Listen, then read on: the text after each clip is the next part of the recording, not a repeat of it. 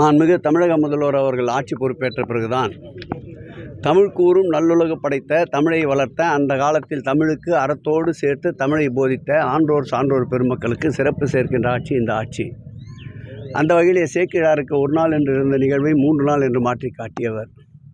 அதேபோல் சென்னையிலே மயிலாப்பூரிலே திருவள்ளுவருக்கு திருக்கோயில் கட்டி கொண்டிருக்கின்ற ஆட்சி இந்த ஆட்சி. ஔவையாருக்கு ஒரு மணிமண்டபம் அமைக்க வேண்டும் என்பது திராவிட முன்னேற்றக் கழக திராவிட மாடல் ஆட்சியினுடைய கனவு. அந்த வகையில் இந்த பகுதியிலே ஔவையாருக்கென்று பிரத்யேகமாக சிலை இருக்கின்ற ஒரு திருக்கோயில் இந்த திருக்கோயில்.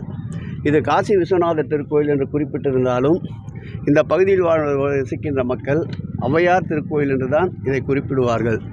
ஏனென்றால் ஔவையார் இந்த பகுதியிலே வாழ்ந்ததற்குண்டான சான்றுகள் இருக்கின்றன.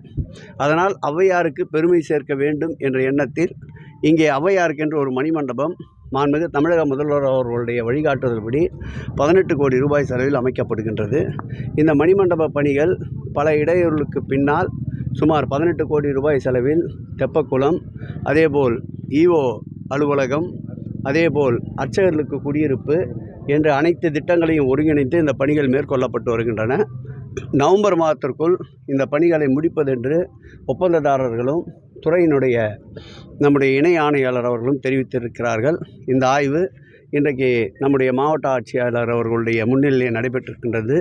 தொடர்ந்து 15 நாட்களுக்கு ஒரு முறை நம்முடைய மாவட்ட ஆட்சியாளரும் இந்த கட்டுமான பணிகளை பார்வையிடுவதற்கும், அதேபோல் எப்பொழுதெல்லாம் இயலுகிறதோ அப்பொழுதெல்லாம் நானும் இந்த மணிமண்டபத்தை விரைவுபடுத்துவதற்கும் குறிப்பிட்டிருக்கின்ற அந்த வடிவமைப்புப்படி இந்த மணிமண்டபம் அமைப்பதற்கும் தொடர் ஆய்வினை மேற்கொள்ளும் என்பதை தெரிவித்துக்கொண்டு, அடுத்த மாத இறுதிக்குள்ளாக பக்தர்கள், அதாவது திருக்கோயிலுடைய ஈஓ அவர்களுடைய அலுவலகமும் அதேபோல் 2 அர்ச்சகர் குடியிருப்பும் அடுத்த மாத இறுதிக்குள் அவருடைய பயன்பாட்டிற்கு ஒப்படைப்பதற்கு நிச்சயமாக இந்த பகுதிக்கு இந்து சமய அறநிலையத்துறையின் அமைச்சர் என்ற முறையில் வருகை தர இருக்கின்றோம்.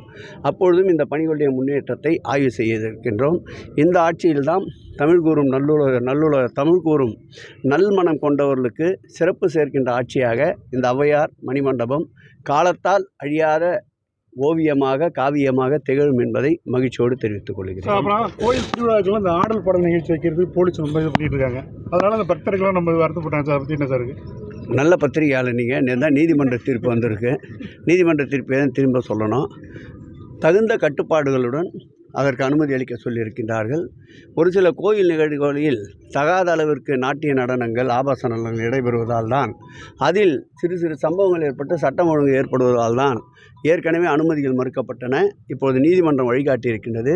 நீதிமன்ற வழிகாட்டுதல் படி நிச்சயமாக உரிய அவர்களுடைய உத்தரவாதத்தோடு அனுமதி வழங்கப்படும் என்பதை